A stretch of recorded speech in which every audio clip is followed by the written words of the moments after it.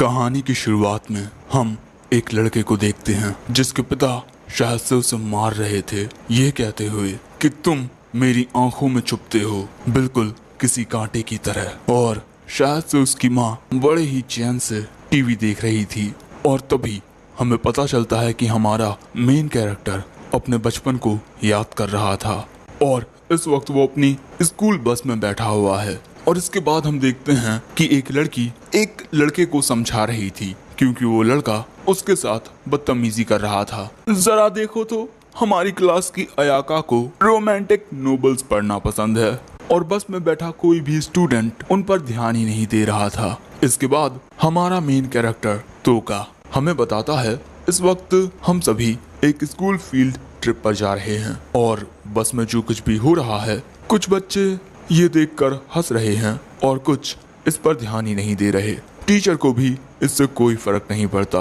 अगर इस वक्त मैं इस लड़की की मदद करने की कोशिश करता हूँ तो शायद से मैं बहुत कूल लगूंगा, लेकिन सच बताऊं मेरे कुछ कहने या ना कहने से कोई फर्क नहीं पड़ने वाला। उस लड़की के बार बार कहने पर भी वो लड़का उसकी नोबल उसे वापस नहीं करता। इसीलिए तोका अब बीच में कुछ कहने की कोशिश करता है, लेकिन वो लड़का तोका को इन नजरों से देखने लगता है जैसे वो कोई मायने ही नहीं रखता।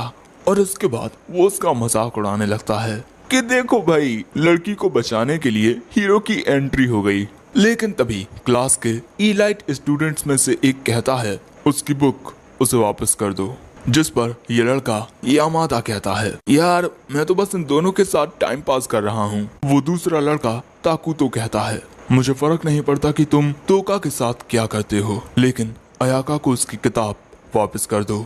इसीलिए अब यामादा अयाका को उसकी किताब वापस कर देता है। लेकिन इसके बाद यामादा इस बात का गुस्सा क्लास के कमजोर स्टूडेंट्स पर उतारने लगता है। सो तभी टीचर उसे ऐसा करने से रोक देते हैं। वहीं तोका सोचता है मैं हमेशा दूसरों के मामलों में फंसने से बचता हूँ, लेकिन अभी जो मैंने किया वो शायद से उस सपने की वजह से है जो मैंने अभी देखा था। लेकिन अगले ही पल में कुछ बेहद अजीब होता है। अचानक ही सभी बच्चों को दूसरी दुनिया में सम्मन कर लिया जाता है। अचानक ही दूसरी जगह पर आकर वो सभी बहुत हैरान थे और तभी एक गॉडेस वीसियस उनसे कहती है मैं तुम सभी का इस दुनिया में स्वागत करती हूँ। जब हमारी दुनिया में द ग्रेट डीमन लॉर्ड तबाही मचाने लगता है तब हम दूसरी दुनिया से हीरोज को सम्मन करते हैं। आज से करीब 200 साल पहले कुछ हीरोज ने एक साथ मिलकर डीमन किंग को हरा दिया था, लेकिन अब इतने वक्त बाद द ग्रेट डीमन एम्पायर खुद को फिर से खड़ा कर रहा है और इसीलिए हमने तुम्हें बुलाया है। कुछ स्टूडेंट्स को उस गॉडेस की इस बात पर यकीन ही नहीं होता कि ये लोग दूसरी दुनिया में आ गए हैं। सो तभी टीचर उनसे कहते हैं पहले हमें इस गॉडेस की बात सुननी चाहिए। सो अब ताकू तो कहता है तो तुम चाहती हो कि हम इस ग्रेट डीमन एम्पायर को हराएं। वैसे अगर हम तुम्हारी मदद करने से मना कर दें तो वो गॉडेस कहती है तो फिर तुम सभी कभी भी अपनी दुनिया में वापस नहीं जा पाओगे, क्योंकि इन्हें इनकी दुनिया में वापस जाने के लिए एक स्पेशल एलिमेंट की जरूरत होगी जिसे डीमन किंग इसेंस कहते हैं। और उसे पाने के सिर्फ 2 रास्ते हैं। पहला, या तो ये डीमन किंग को मारकर उसे हासिल करें, या दूसरा डीमन किंग के हारने के बाद ये उसके इसेंस को इस नेकलेस में स्टोर कर सकते हैं। तभी यामादा कहता है आखिर हम तुम्हारी मदद क्यों करें। सो तभी वो गॉडेस इन सभी के सामने झुककर कहती है प्लीज हीरोज हमारी दुनिया को बचा लीजिए। सो तभी अयाका उस गॉडेस से कहती है कि हम सभी तो मामूली इंसान हैं, हमारे पास इतनी ताकत नहीं है कि हम आपकी मदद कर सकें। जिस पर वो गॉडेस कहती है तुम सभी के पास ऐसी ताकतें हैं जो दूसरे इंसानों में नहीं हैं, और ये ताकतें इन्हें इस दुनिया में सम्मन होने के बाद मिली हैं। और इसके बाद वो गॉडेस अपने सोल्जर्स से यहाँ कुछ लाने को कहती है और ना जाने क्यों तोका को यहाँ कुछ गड़बड़ लग रही थी। इसके बाद वो सोल्जर्स वहाँ एक अजीब सा बीस्ट और एक शख्स को लेकर आते हैं और जैसे ही वो सोल्जर्स उस बीस्ट को छोड़ते हैं वो उस इंसान को मारकर खत्म कर देता है। लेकिन तभी ये गॉडेस अपने फायर मैजिक का यूज करके उस बीस्ट को खत्म कर देती है, जो देख कुछ स्टूडेंट्स बहुत ही ज्यादा घबरा जाते हैं और अब सभी को यकीन भी हो जाता है कि ये दूसरी दुनिया है। अब इसके बाद बारी आती है इन सभी स्टूडेंट्स की पावर्स जानने की। सभी स्टूडेंट्स एक एक करके क्रिस्टल के ऊपर अपना हाथ रखते हैं, जिससे वो क्रिस्टल अलग अलग रंगों में ग्लो करने लगता है। यामाडा की बारी आने पर वो क्रिस्टल रेड कलर में ग्लो करता है, जो कि शायद से कुछ ज्यादा ही रेयर होता है। लेकिन ताकुतो की बारी आने पर वो क्रिस्टल फट जाता है, यानी ताकुतो की पावर्स एस क्लास की हैं और एस का मतलब होता है स्पेशल।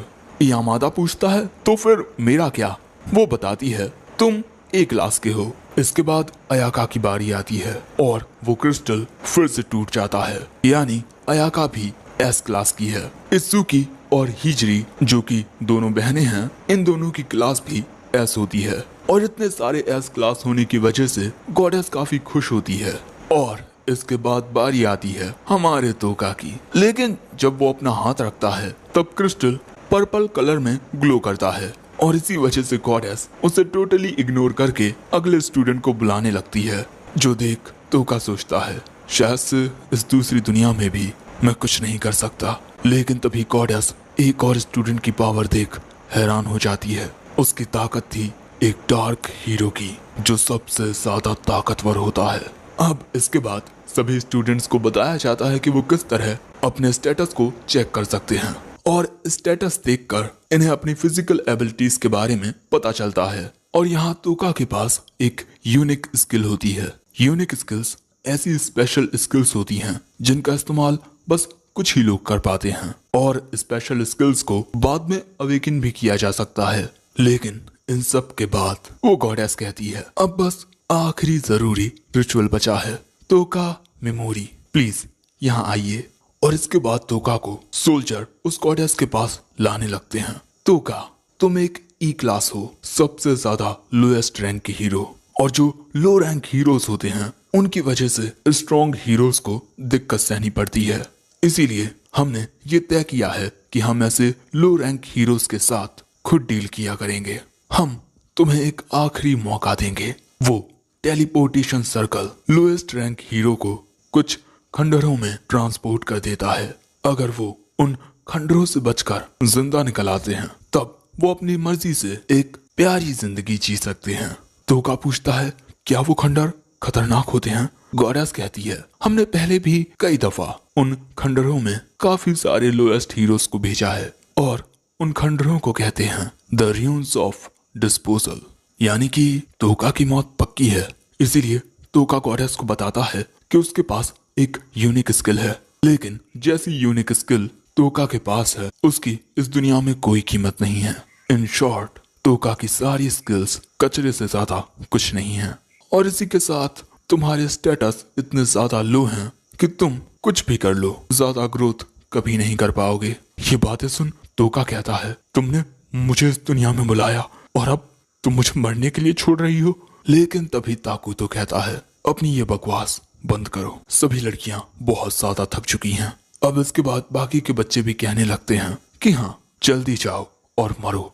और तभी तोका के पास वो लड़का आता है जिसके पास डार्क हीरो की पावर है, और जब स्कूल में दूसरे लड़के इसे परेशान किया करते थे तब इसकी ओर दोस्ती का हाथ सिर्फ तोका ने बढ़ाया था। लेकिन यहाँ वो भी तोका की बेइज्जती करने लगता है और इसके बाद उसे एक ट्रैश हीरो कहकर चला जाता है। और इसके बाद तोका को उन खंडरों में भेजने के लिए टेलीपोर्टेशन स्पेल कास्ट किया जाता है। और जब हीरोज दूसरी दुनिया में आते हैं तब उन सभी को कोई ना कोई यूनिक आइटम मिलता है और तोका को वो गॉडेस ये घटिया सा दिखने वाला थैला दे देती है।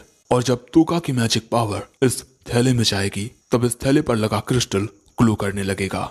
लेकिन तभी अयाका तोका को बचाने की बात कहती है, लेकिन तभी गॉडेस उसमें एक मुक्का मारकर उसे बेहोश कर देती है। अयाका के अलावा कोई भी स्टूडेंट तोका को बचाने के लिए आगे नहीं आता। गुस्से में आकर तोका इस गॉडेस के ऊपर अपना एक स्पेल पैरालाइज यूज करता है, लेकिन गॉडेस के ऊपर उसका कोई असर नहीं होता क्योंकि गॉडेस को एक बैरियर हमेशा प्रोटेक्ट करता है। और इसके बाद वो कहती है सभी देखो इस लूजर हीरो की किस्मत। लेकिन तभी ताकुतो अपने मैजिक का यूज करके वहां एक धमाका कर देता है और कहता है मैं जरा अपनी ताकत को चेक कर रहा था। दूसरी ओर बाकी के स्टूडेंट्स तोका की हालत देख बस खुश हो रहे थे। और आखिर में वो गॉडेस पूछती है, क्या तुम्हारी कोई आखिरी ख्वाहिश है?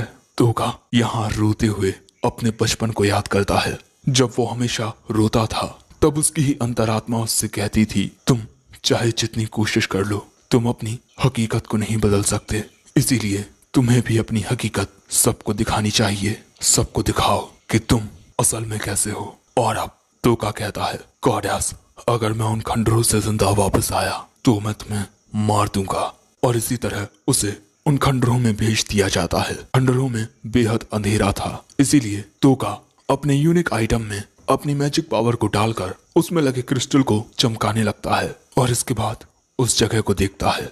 यहाँ उसे कुछ गड़बड़ लगती है और तभी एक अजीब सा मॉन्स्टर तोका पर हमला कर देता है। तोका उसके हमले से बचकर भागना शुरू कर देता है, लेकिन वो मॉन्स्टर उसके पीछे आ रहा था, जिस वजह से तोका बहुत घबराने लगता है। डर के मारे वो रोने लगता है और तभी अचानक वो गिर जाता है। और इसके बाद वो उस मॉन्स्टर को देखता है। वो सोचता है, आखिर मेरे अंदर ये कौन सा इमोशन है? मुझे डर नहीं लग रहा, मैं फ्रस्ट्रेटेड हूँ कि किस तरह सबने मुझे मरने के लिए छोड़ दिया। और क्या सच में मैं यहाँ मरने वाला हूँ? और वो ये मान लेता है कि उसके भाग्य में मौत लिखी है। लेकिन तभी उसे अपने घटिया क्लासमेट्स की आवाजें आने लगती हैं। और जब वो मॉन्स्टर तोका पर हमला करता है तभी तोका उस पर अपने पैरालाइज मैजिक का यूज करता है, जिससे वो मॉन्स्टर पैरालाइज हो जाता है। और तोका वहां से भागते हुए सोचने लगता है, गॉडेस ने तो कहा था कि मेरी ताकतें किसी पर भी काम नहीं करेंगी। क्या ये मॉन्स्टर एक लो रैंक है? नहीं, शायद से मेरी किस्मत अच्छी रही होगी।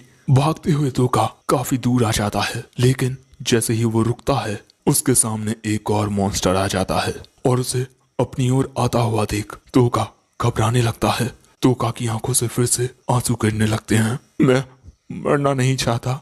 और अब तोका फिर से इस मॉन्स्टर पर अपने पैरालाइज मैजिक का यूज करता है और उसका मैजिक फिर से काम करता है। यानी कि पिछली बार जो हुआ वो उसकी किस्मत नहीं थी, बल्कि उसकी ताकतें सच में काम करती हैं। जो जान तोका अपना स्टेटस ओपन करता है, वो कई दफा अपनी ताकत का इस्तेमाल कर चुका है और अब उसके पास सिर्फ एक एमपी बची है जो कभी भी खत्म हो सकती है। और अब तोका इस मॉन्स्टर पर अपने पॉइजन मैजिक का यूज करता है, जिससे वो मॉन्स्टर वही मरने लगता है। उसकी बॉडी से खून निकलने लगता है, लेकिन तोका की पूरी एमपी खत्म हो चुकी है और अब शायद ही वो अपने मैजिक का यूज कर पाएगा। वो यही सब सोच रहा था कि तभी उसके पीछे एक और मॉन्स्टर आ जाता है, वही जिसको तोका ने पैरालाइज किया था। उसका इफेक्ट खत्म हो चुका है और अब तोका को लगने लगता है कि वो सच में मरने वाला है। तभी वो याद करता है कि गॉडेस ने उससे कहा था, मैं दुआ करूंगी कि तुम्हारी मौत बहुत भयानक हो। और किस तरह बाकी सब हंस रहे थे। और इसके बाद वो अपने बचपन को भी याद करता है। उसके मन की आवाज कहती है, मैं कोई हीरो नहीं हूँ, मैं बस एक साइड कैरेक्टर हूँ, इसीलिए कोई भी मेरी मदद करने के लिए नहीं आने वाला। और अब इसीलिए मैं खुद जिंदा रहने के लिए दूसरों को मारूंगा। दूसरों पर भरोसा करने का कोई फायदा नहीं है, मुझे सब कुछ खुद हासिल करना होगा। और अब तोका मुस्कुराते हुए कहता है, मैं जिंदा रहने के लिए मरते दम तक लड़ूंगा। और दोस्तों, इसी के साथ हमारी इस कहानी का एपिसोड 1 एंड होता है। सच में यार, ये कहानी बहुत बढ़िया थी।